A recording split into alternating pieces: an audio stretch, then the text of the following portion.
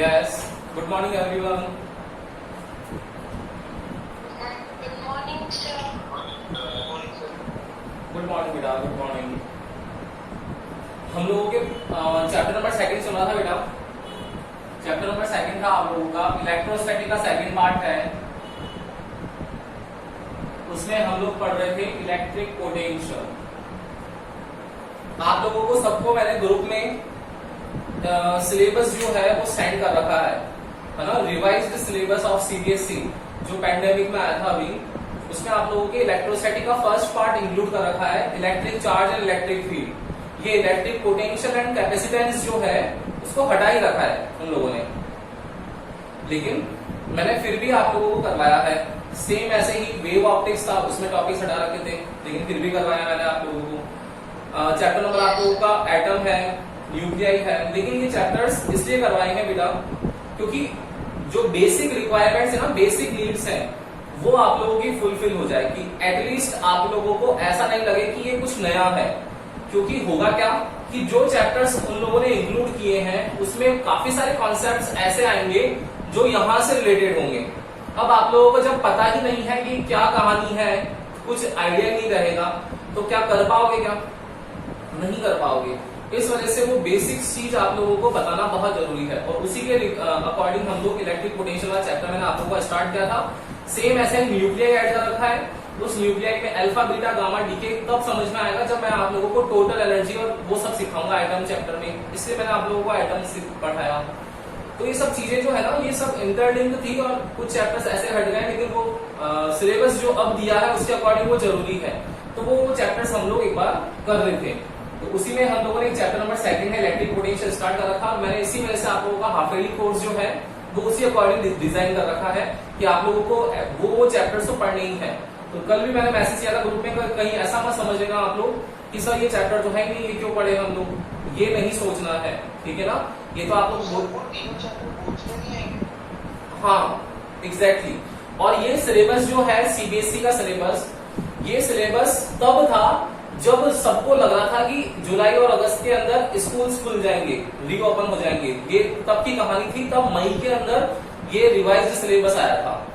और अब अगस्त हो गया, सितंबर में भी कोई चांसेस नहीं दिख रहे हैं. तो अब हो सकता है कि सीबीएसई और नया सिलेबस निकाले तो उसमें 50% ही कर दे सिलेबस. अभी 30% तक था, 70% तो है सिलेबस आप लोगों का, हो सकता है 50% ही कर दे रिड्यूस. तो गड़बड़ हो जाएगा मामला. इसलिए आप लोग अपना गोल याद रखो. आपका गोल मैथ्स वाले बच्चे को तो जेई है, बायो वाले को तो नीट है. उस अकॉर्डिंग पढ़ना है, थोड़ा सा सोच समझ करके. पहले सिलेबस कंप्लीट कर लेते हैं. हमारे पास टाइम होगा, मैं आप लोगों को जो एक्स्ट्रा टॉपिक्स हैं वो भी करवा दूंगा, कोई इशू नहीं है. क्योंकि पैंडेमिक जो था तब भी तो करवा दे, तो वैसे भी करवा देंगे. लेकिन टाइम का सारा खेल है, अगर टाइम बचा तब की बात है. ओके, तो हम लोग स्टार्ट करते हैं हमारा आज का टॉपिक इलेक्ट्रिक पोटेंशियल. कल हम लोगों ने बेटा इलेक्ट्रिक पोटेंशियल के अंदर जो टॉपिक किया था वो था इक्वी पोटेंशियल सरफेस. और इक्वी पोटेंशियल सरफेस क्या होता है, नाम से क्लियर है. इक्वी पोटेंशियल सरफेस कोई एक ऐसा सरफेस हो जहां पर पोटेंशियल हमारा इक्वल हो. तो the surface on which potential या electric potential remains constant, then that surface is known as electric potential surface. First चीज. देन उसके बाद में हम लोगों ने कुछ 2 पॉइंट्स लिखे थे, उसके वो दोनों पॉइंट्स बहुत इंपॉर्टेंट थे. फर्स्ट पॉइंट लिखा था हम लोगों ने, on the electric potential surface the required work done to move the charge from one place to another place will be zero. कि वर्क डन जो होगा चार्ज को डिस्प्लेस करने में, वो चार्ज को डिस्प्लेस करने में वर्क डन हमारा जीरो होता है. क्यों? क्योंकि पोटेंशियल इक्वल हो जाता है. इसका मैंने बताया था आप लोगों को, बहुत इंपॉर्टेंट रिजल्ट था कि वर्क डन जीरो हो रहा है, इट मींस एनर्जी लॉस नहीं होगा. और एनर्जी लॉस नहीं होगा तो हम लोग इसको लॉन्ग डिस्टेंस ट्रांसमिशन में यूज कर सकते हैं इस कॉन्सेप्ट को. तो जितने भी लॉन्ग डिस्टेंस ट्रांसमिशन होगा जिसमें एनर्जी को ट्रांसफर करना होगा, वहां पर मैक्सिमम आप लोगों के इक्विपोटेंशियल सरफेस यूज होगी. सेकंड बताया था मैंने आप लोगों को कि अब अगर इक्विपोटेंशियल सरफेस है तो उसके ईच एंड एवरी पॉइंट पर इलेक्ट्रिक फील्ड जो होगा वो परपेंडिकुलर होगा. इलेक्ट्रिक फील्ड जो होगा वो परपेंडिकुलर होगा टू दी इक्विपोटेंशियल सरफेस. अब परपेंडिकुलर होगा तो देखा था मैंने आप लोगों को क्वेश्चन दिखाया था, एक सीबीएसई 18 और 19 वाला करवाया था. क्या था कि अगर पॉजिटिव चार्ज है तो कैसा होगा, नेगेटिव चार्ज है तो इनवर्ट होगा, अगर इलेक्ट्रिक डाइपोल आ गया पॉजिटिव और नेगेटिव आ गया तब उसके लिए कैसा इक्विपोटेंशियल सरफेस ड्रॉ होगा। ये कल तक की कहानी थी, क्लियर। आज की कहानी पे चलते हैं हम लोग। नेक्स्ट टॉपिक है, ये भी इंपॉर्टेंट है बेटा, ये है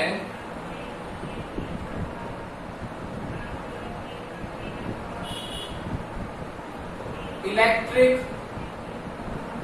पोटेंशियल ग्रेडियंट। एक तो ये है, या फिर दूसरा जो टॉपिक इसका नाम दे सकते हैं हम लोग वो होगा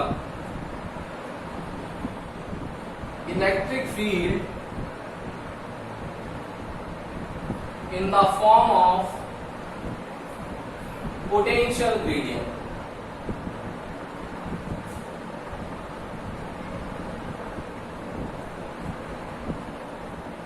देखो आप लोग इस वर्ड से सब जने पहचाना हुआ है, आप लोगों का वर्ड अनजान नहीं है कोई भी। ग्रेडियंट आप लोगों को ध्यान हो तो मैंने 11th क्लास में चलते हैं एक बार वापस। 11th क्लास में आप लोगों का चैप्टर नंबर 10 था मैकेनिकल प्रॉपर्टीज ऑफ फ्लूइड। उसमें आप लोगों का न्यूटन्स लॉ फॉर विस्कोसिटी था, उसमें हम लोगों ने पढ़ा था वेलोसिटी ग्रेडियंट। आया क्या याद आप लोगों को? वेलोसिटी ग्रेडियंट क्या था कि अगर आप लोगों के पास में लिक्विड्स की लेयर है, ये लिक्विड्स की लेयर है, तो यहां पर ये जो सरफेस है लिक्विड की ये ग्राउंड के कांटेक्ट में है, इस वजह से इसकी वेलोसिटी 0 होती है। एंड देन हम लोग जब ऊपर की ओर मूव करते हैं तो वेलोसिटी जो होती है वो हमारी इंक्रीज होती जाती है। v3 ज्यादा होगा, v2 ज्यादा होगा, v1 ज्यादा होगा, सब v से ज्यादा होंगे।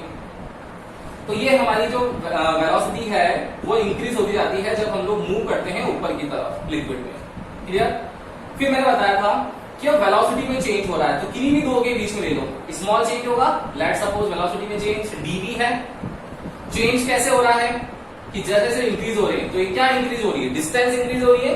तो आपको याद हो तो मैंने बताया था वेलोसिटी ग्रेडियंट था वो था dv ओवर dy।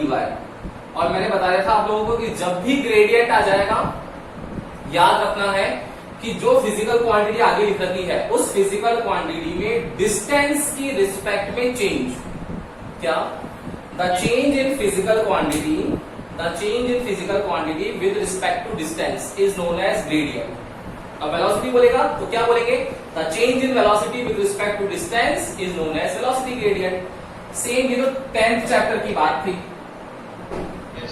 ऐसा ही 11th चैप्टर था आप लोगों का जिसमें कहानी पढ़ के आए थे आप टेम्परेचर ग्रेडियंट की। टेम्परेचर ग्रेडियंट पढ़ा था हम लोगों ने, वहां भी पढ़ा था कि एक रॉड ड्रॉ कर दी थी हम लोगों ने और एक रॉड को यहां से हीट दे रहे थे, और जब यहां का हीट देंगे तो बट ऑब्वियस है, नेचुरल है कि यहाँ का जो टेम्परेचर होगा θ1 वो यहाँ के टेम्परेचर θ2 से ज्यादा होगा। तो चेंज देखा था हम लोगों ने, किसी भी एक स्मॉल एलिमेंट को लिया था और चेंज देखा था। तो वही क्या होगा, डिस्टेंस है, ये टेम्परेचर देखो चेंज हो रहा है, तो टेम्परेचर में change with respect to distance is known as temperature gradient. तो अब आप लोगों का सबका दिमाग चलना चाहिए कि सर पोटेंशियल ग्रेडियंट है, इसका मतलब हो जाएगा कि पोटेंशियल में चेंज होगा विद रिस्पेक्ट टू डिस्टेंस।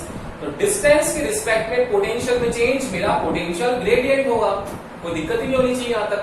तो पोटेंशियल ग्रेडियंट वर्ड देखते ही क्लियर हो जाना चाहिए कि नया नहीं है, ये तो वेलोसिटी ग्रेडियंट टेम्परेचर ग्रेडियंट जैसा ही है पोटेंशियल ग्रेडियंट कि पोटेंशियल में चेंज डिस्टेंस के रिस्पेक्ट में, खत्म कहानी। अब इसको हम लोगों को इलेक्ट्रिक फील्ड की फॉर्म में लिखना है, वो कैसे लिख सकते हैं, तो एक बार इसका स्क्रीनशॉट ले लो और फिर देखते हैं कि इलेक्ट्रिक फील्ड की फॉर्म में कैसे लिखते हैं। ये 11th का नॉलेज है, कहीं काम आएगा, एक बार स्क्रीनशॉट ले लो।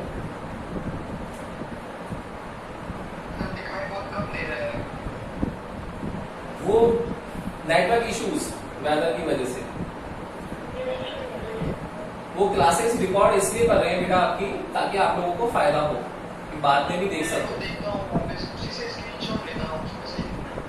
हाँ यही पॉसिबल, और तो कर भी जा सकते हैं हम लोग, ठीक है ना, ले लिया। चलो आगे चलते हैं हम।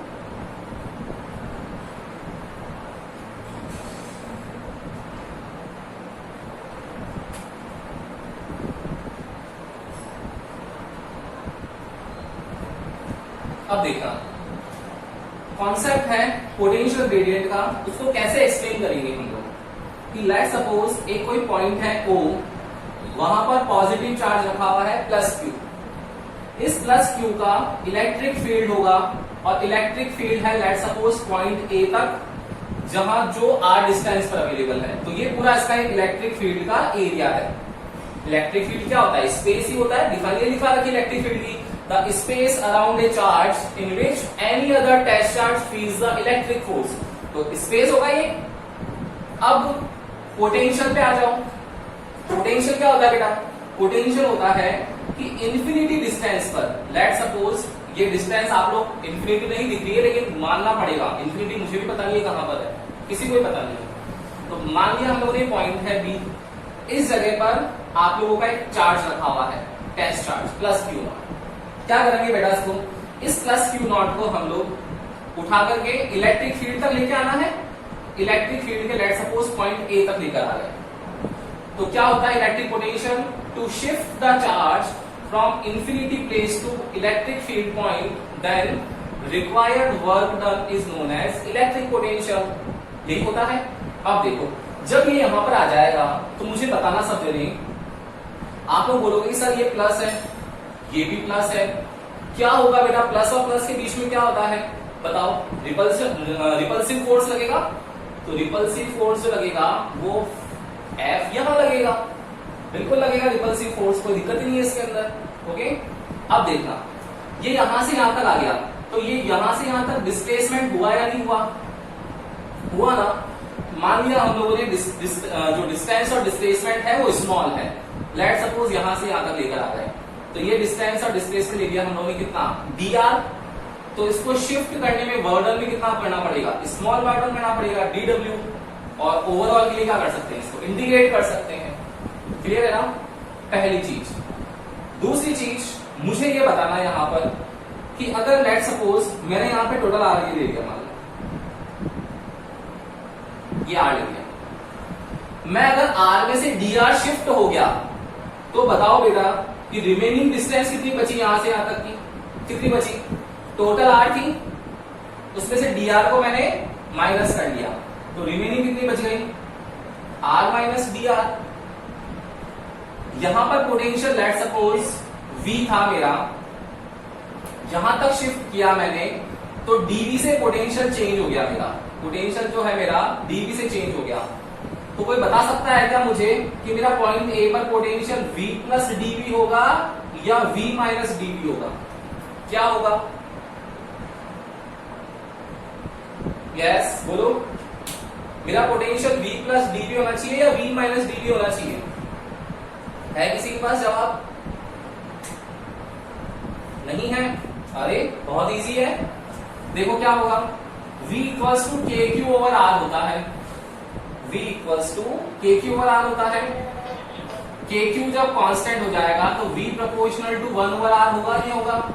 बिल्कुल होगा। इसका मतलब है कि अगर डिस्टेंस ज्यादा होगी तो पोटेंशियल कम होगा, और डिस्टेंस कम हो गई तो पोटेंशियल ज्यादा हो जाएगा। देखना, यहां से यहां तक की डिस्टेंस जो थी कैपिटल स्मॉल आर थी, जब हम लोग यहां आ गए तो डिस्टेंस कम हो गई। कितनी हो गई? आर माइनस डी आर हो गई। लेकिन जब डिस्टेंस कम होती है तो पोटेंशियल क्या होता है? इंक्रीज हो जाता है। इसका मतलब यहां से यहां तक आए तो पोटेंशियल इंक्रीज होगा डिक्रीज होगा? बिल्कुल इंक्रीज होगा, क्योंकि डिस्टेंस कम हो गई। तो V प्लस डी होना चाहिए था, V माइनस डी होना चाहिए था? V प्लस डीवी होना चाहिए था। V माइनस डीवी का कोई भी रोल नहीं होगा, सारा का सारा रोल V प्लस डीवी का होगा। क्यों? क्योंकि पोटेंशियल इनवर्सली प्रोपोर्शनल है R के, तो डिस्टेंस कम हो गई तो पोटेंशियल इंक्रीज हो जाएगा। ओके, अब पोटेंशियल डिफरेंस लिखना है हम लोगों को। पोटेंशियल डिफरेंस क्या होगा बेटा? क्या आएगा इससे? Therefore electric potential, yes, difference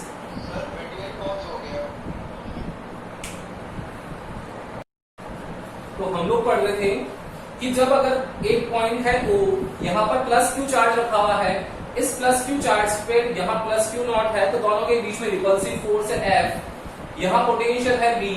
जब यहां टोटल डिस्टेंस R है, जब डिस्टेंस dr कम हो गई, तो डिस्टेंस के कम होने की वजह से डिस्टेंस कम होता है तो पोटेंशियल इंक्रीज हो जाता है, तो यहाँ पॉइंट ए पर पोटेंशियल V प्लस dV हो जाएगा, ना कि V माइनस dV होगा। ये मैंने आप लोगों को भी बता दिया। क्लियर?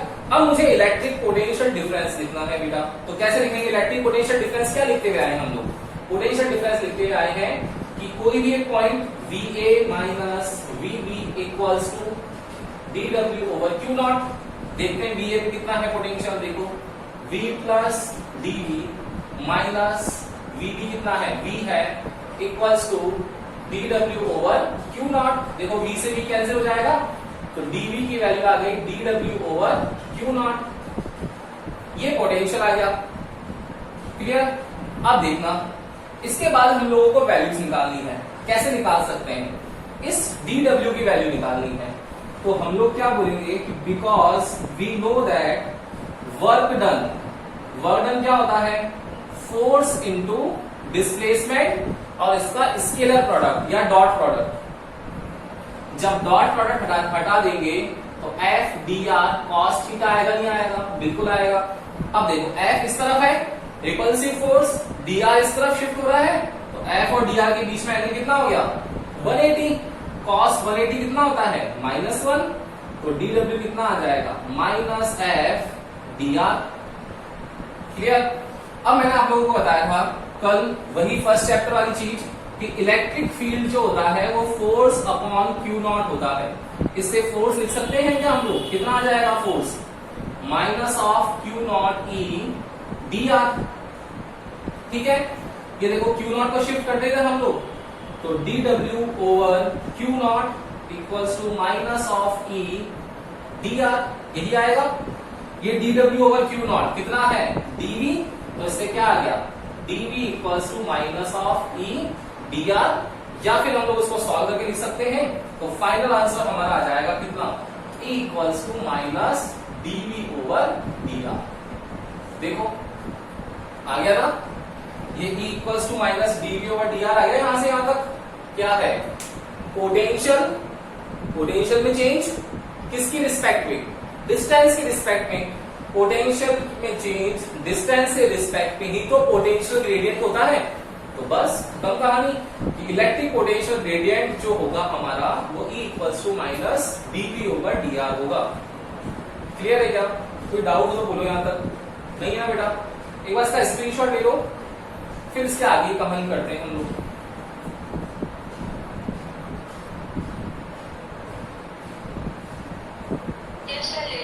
हो गया? आप देखना, इसके बाद देखना बेटा कि इस यहां तक एनसीईआरटी में आप लोगों के यहीं तक है, लेकिन इसके कुछ वर्जन्स दे रखे हैं। वर्जन जो है वो आप लोगों के एस एल अरोड़ा है, एस सी वर्मा है, उनमें दे रखे हैं। वो क्या है वो बता देता हूं। देखो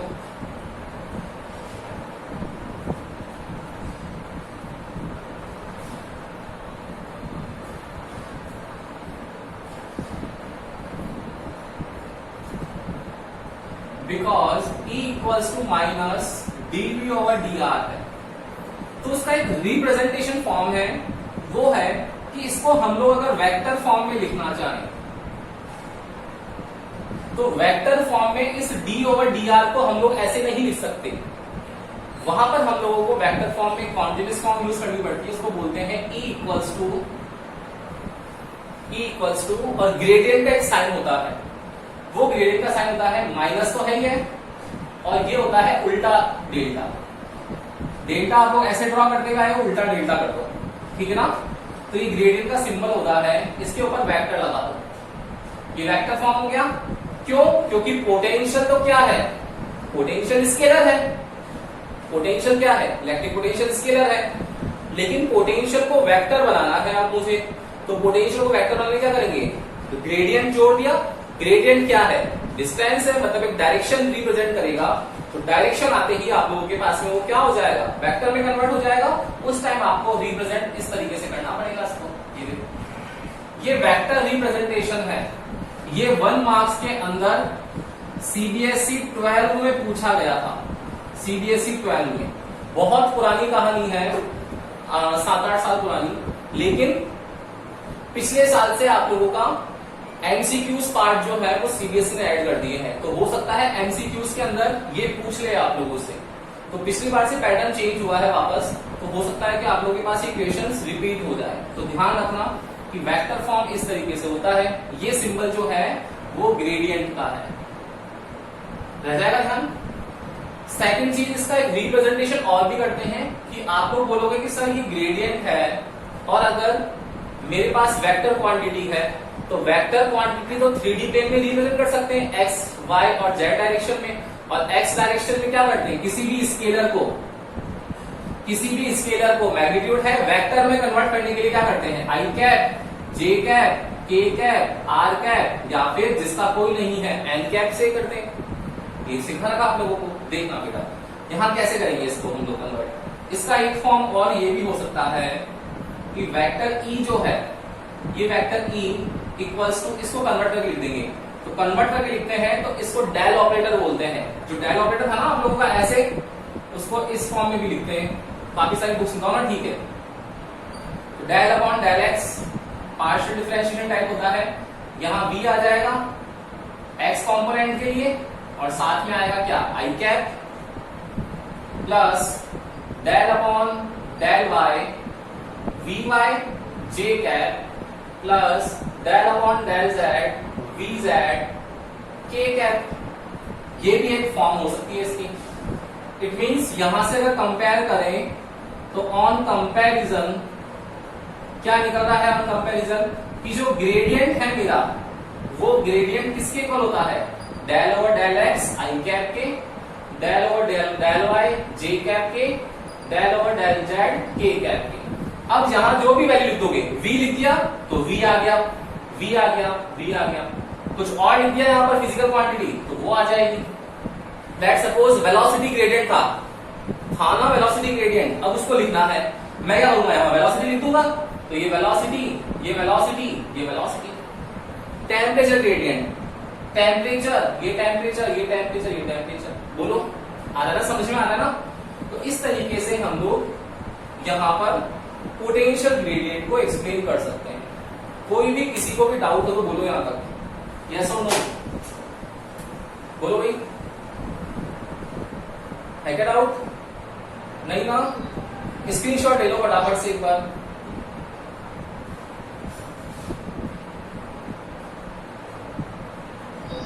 ले लिया। अब देखना, अब कुछ क्वेश्चंस हैं,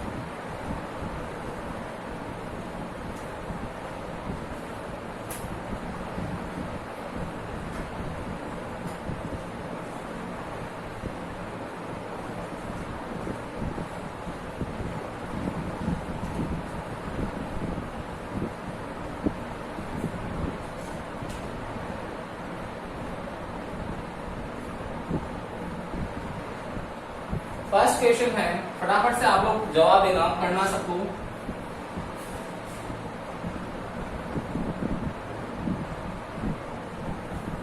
to charge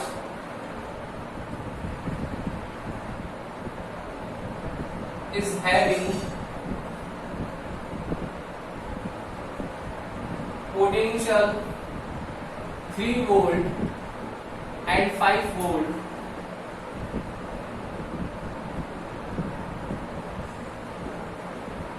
Q1 and Q2, ऐसा लिख दो।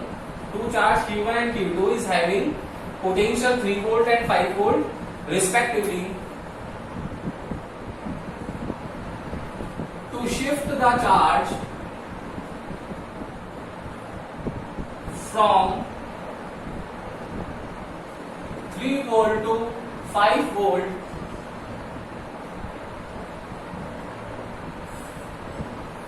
what will be work done, बताओ क्या होगा।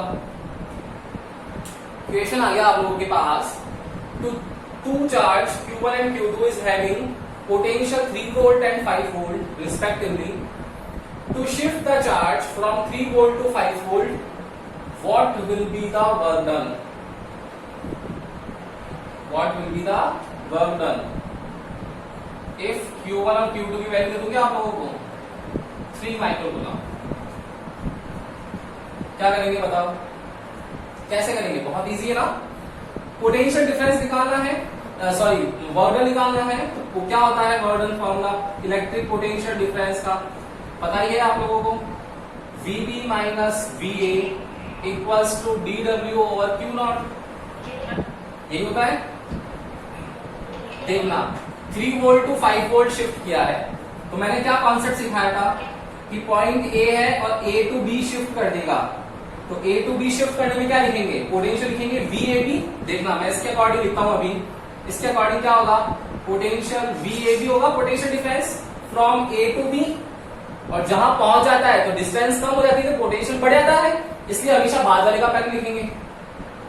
तो क्या आएगा? VB minus VA equals to DW over Q naught. अब देखो कहां से कहां ट्रेवल हो रहा है? फ्रॉम 3 टू 5, मतलब ये 3 होगा और 5 होगा। मैंने क्या बताया कि जो बाद वाला है उसको पहले लिखना है, तो क्या हो जाएगा? 5 volt minus 3 volt, 5 minus 3 equals to DW over Q naught, और चार्ज दे रखा है 3 माइक्रो कूलम्ब। तो वर्क डन कितना आ जाएगा? क्या आ जाएगा? 6 इंटू 10⁻⁻6 जूल। बोलो कर लोगे ना? रह जाएगा ध्यान। अब अगर मान लो क्वेश्चन में बोल देता, मान लो क्वेश्चन में चेंज कर देता यहां पर कि 8 वोल्ट टू 5 वोल्ट, मान लो इसी क्वेश्चन में चेंज कर देता 8 वोल्ट टू 5 वोल्ट, तो मैक्सिमम स्टूडेंट्स क्या सोचते हैं कि ग्रेटर वैल्यू में से लेसर वैल्यू को शिफ्ट करना है। अरे नहीं करना है ऐसा, माइंड से निकाल दो ये। यहां पर ये सोचना है आपको कि 8 वोल्ट टू 5 वोल्ट शिफ्ट किया है, मतलब ये 8 वोल्ट है और वहां से 5 वोल्ट पर शिफ्ट किया है, तो शिफ्ट कर दिया मतलब वहीं पर पहुंचेगा ना। तो क्या हो जाएगा इस बार? 5 माइनस 8 क्या आ जाएगा? माइनस में आएगा फिर आंसर, रह जाएगा ध्यान। बोलो कर लोगे ऐसा क्वेश्चन? तो इस टाइप के क्वेश्चंस आप लोगों के एमसीक्यूज में आने के चांसेस रहते हैं। एमसीक्यूज में ऐसे क्वेश्चंस आ सकते हैं जिसमें फटाफट से आंसर निकल जाएगा आप लोगों का, बस ये देखना है कि कहां से कहां शिफ्ट कर रहे हैं। ओके, एक बार स्क्रीनशॉट ले लो। एक क्वेश्चन और करते हैं, एक क्वेश्चन और करते हैं, देखते हैं उसके अकॉर्डिंग। डन? क्या?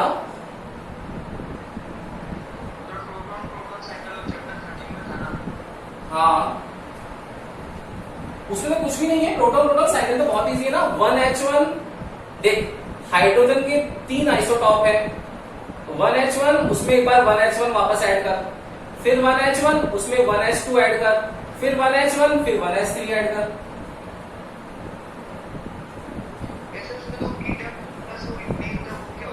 क्या होता है?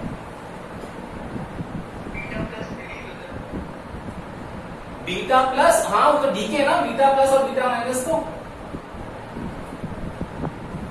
अरे भाई ये देखो इसने पूछ लिया है, बता ही देता हूँ, बीच में पूछा है, लेकिन देख मैं आप लोगों का रिवीजन करवाऊंगा पूरा उस टाइम पूछना, लेकिन हाँ चलो पूछ लिया तो बता देता हूँ। देखो प्रोटोन साइकिल कुछ भी नहीं था आप लोगों का, चैप्टर 12-13 था, उसके अंदर है एक केस सारा प्रोटोन का, जहां पर न्यूक्लियर फ्यूजन और फ्यूजन वाले केस आते हैं उसमें। देखना प्रोटोन साइकिल था कि प्रोटॉन है ना, तो उसमें था कि स्मॉलर न्यूक्लियस मिलकर के लार्ज न्यूक्लियस को फॉर्म करते हैं। तो 1H1, अब की बार 3 है isotope, 1H1, 1H2, 1H3, 1 by 1 mix करते जाओ। 1H1 प्लस 1H1 कितना होगा? 1H2।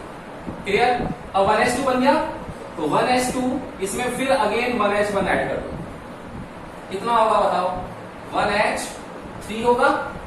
फिर 1H3 के अंदर फिर अगेन 1H1 को ऐड करो, क्योंकि स्मॉलर न्यूक्लियस मिलते जाएंगे तो 1H1 तो हर बार आता जाएगा ना, हर बार स्मॉलर न्यूक्लियस से मिलेगा वो, तो कितना हो जाएगा? इस बार हो जाएगा 2He3, और फिर अगेन ये 2He3 अगर 1H1 से मिलता है तो कितना हो जाएगा? 2He4। बस अब इसको बैलेंस करना है, इक्वेशन को बैलेंस कर लो। इक्वेशन को देखो, 1 और 1 2 है, यहाँ 1 और 1 2 है, 2 हो गया, ये 1 और 1, तो यहाँ पर क्या आ जाएगा? +1 E0 आएगा। बताओ आएगा नहीं आएगा? पॉजिट्रॉन आएगा है ना, और पॉजिट्रॉन के साथ में क्या निकलेगा? न्यूट्रिनो। फिर यहाँ देखो 1 1, ये 1 ही रह गया, 2 और 1 3, तो क्या हो गया? एक और निकलेगा, ये +1 E0। देखो फिर निकल गया। अब देखना यहाँ पर 1 और 1 2 हो गया और 3 और 1 4 हो गया, लेकिन 3 है यहाँ पर, तो इस बार क्या निकलेगा? न्यूट्रॉन। 0 एंड 1 देखो हो गया 2 और 2, क्लियर काम। अब की बार देखो 2 और 1 3, यहाँ पर तो 2 ही है और 3 और 1 4, तो फिर +1 E0 निकल गया। तो देखो बीटा, यहाँ पर अगर -1 E0 होता तो इलेक्ट्रॉन होता, तो इलेक्ट्रॉन में लिखते बीटा माइनस डीके। ये पॉजिट्रॉन आ रहा है तो बीटा प्लस डीके लिखेंगे, ठीक है ना? आया अजमत? आया? क्या दिक्कत हुई इसमें? Yes, sir. आपको क्या प्रॉब्लम आ रही थी अजमत? तो सर ये समझ में नहीं आता, सर एक बार अल्फा डीके को भी बता दो। सब कुछ भी, अरे चैप्टर सेकंड चल रहा है।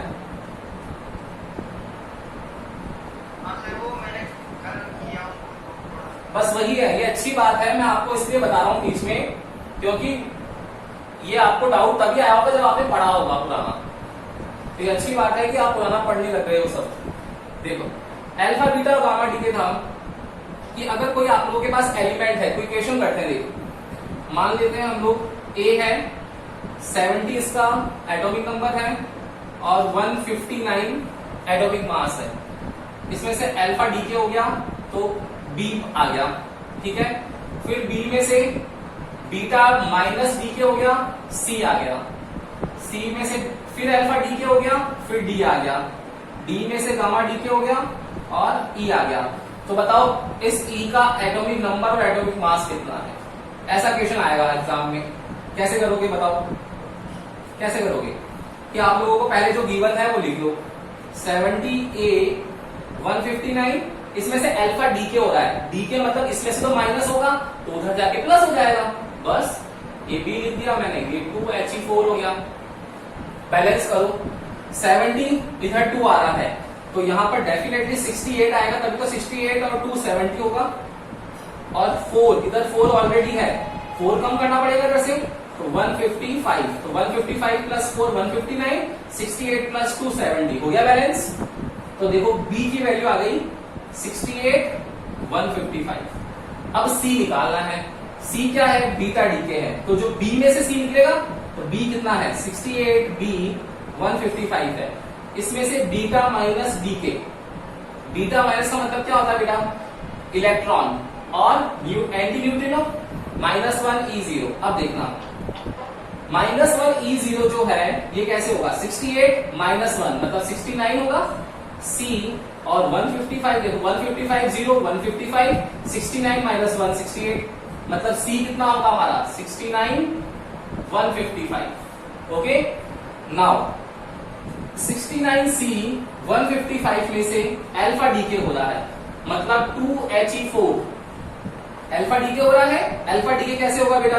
69 देखो सेम प्रोसेस, 2 तो ऑलरेडी है ना, तो कितना हो जाएगा? 67 बी आएगा और 154 5 में से करना है तो 151, देखो 151 प्लस 4 155, 67 प्लस 2 69, मतलब डी कितना हो गया हमारा? 67 और 151। और गामा डी के क्या होता है? उसको एक्साइटेड स्टेट में पहुंचा देता है, तो ये एक्साइटेड स्टेट में पहुंच जाएगा, मतलब क्या होगा? यहां पर क्या हो जाएगा? स्टार बन जाएगा, और ये 67 और 151 आप लोगों का आंसर आ जाएगा, फाइनल आंसर। ये अल्फा बीटा गामा डीके हो गया। बोलो Yes, sir. आया क्या समझ? आ गया ना समझ में अजमत? सर वो न्यूक्लियर एग्रीमेंट लिखा है ना आपने, जो उसमें वोल्ट लिखते हैं। आवाज कट रही है तेरी, बहुत ज्यादा आवाज कट रही है। तो न्यूक्लियर एग्रीमेंट का कौन सा डायग्राम बनाना है? न्यूक्लियर में मैंने करवाया ना इंटरनल डायग्राम।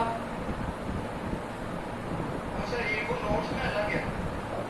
हाँ नोट्स में वो एक्सटर्नल वाला दे रखा है।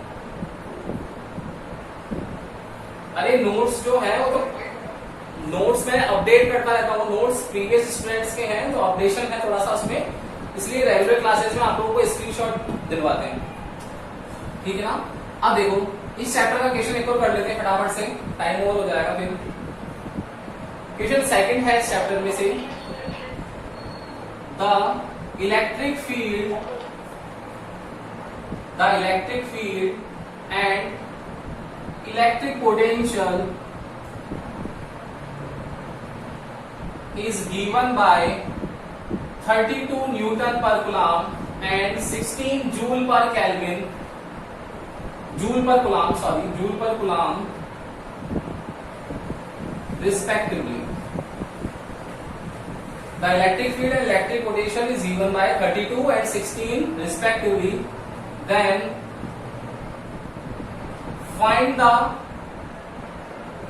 distance of charge and value of charge या magnitude of charge. कैसे करोगे क्वेश्चन बताओ? क्या क्या गिवन है? इलेक्ट्रिक फील्ड कितना होता है? इलेक्ट्रिक फील्ड बताओ। KQ/R² कितना है बेटा? इलेक्ट्रिक फील्ड 32 है। पोटेंशियल कितना होता है? KQ/R कितना होता है? कितना गिवन है? 16 है। क्यों ना हम लोग इसको डिवाइड कर ले, देखो R आ जाएगा तो E/V करेंगे, तो E कितना है बेटा? KQ/R², ये KQ/R, तो R ऊपर चला जाएगा तो क्या बच जाएगा? E/V इक्वल्स टू 1/R आ जाएगा। मुझे R निकालना है तो R कितना होगा? V/E, V कितना है देखो 16, E कितना है 32, 1/2 मतलब 0.5 मीटर। ये तो कितना आ गया? R आ गया। अब R को चाहे यहां रख लो चाहे यहां रख लो, देखो R स्क्वायर करना पड़ेगा, बेटर है यहां रख ले। तो Q निकाल लेंगे इससे, तो कितना आ जाएगा? Second portion V equals to KQ/R है, मुझे Q निकालना है तो R इक्वल्स टू क्या आएगा? K की वैल्यू कितनी है? सॉरी Q निकालना है मुझे, तो Q कितना आएगा? V इंटू R, V है 16, R है 1/2 और K है 9 इंटू 10⁻⁹ कर लेंगे सॉल्व इसको। देखो कितना आएगा? 2 8 जा तो 8/9 मल्टीप्लाई 10⁻⁻19 कूलम। ये आप लोगों के पास में चार्ज आ जाएगा। बोलो आएगा नहीं आएगा? कर लोगे ना समेशन? मेरे हिसाब से कोई दिक्कत नहीं होने वाली है आप लोगों को, बहुत इजी है, फटाफट से कर सकते हो। ऐसे क्वेश्चंस आप लोगों के एग्जाम में आने के चांसेस होते हैं। याद रखना आप लोगों का फर्स्ट जो ग्रुप होगा उसमें चैप्टर 1 और चैप्टर 2 है और चैप्टर 9 और चैप्टर 10 को इंक्लूड कर रखा है, बाकी में बाद वाले हैं, वो बता दूंगा मैं आप लोगों को डिटेल में। एक बार स्क्रीनशॉट ले लो उसका, ले लिया? तो इसके आगे हम लोग कल करेंगे।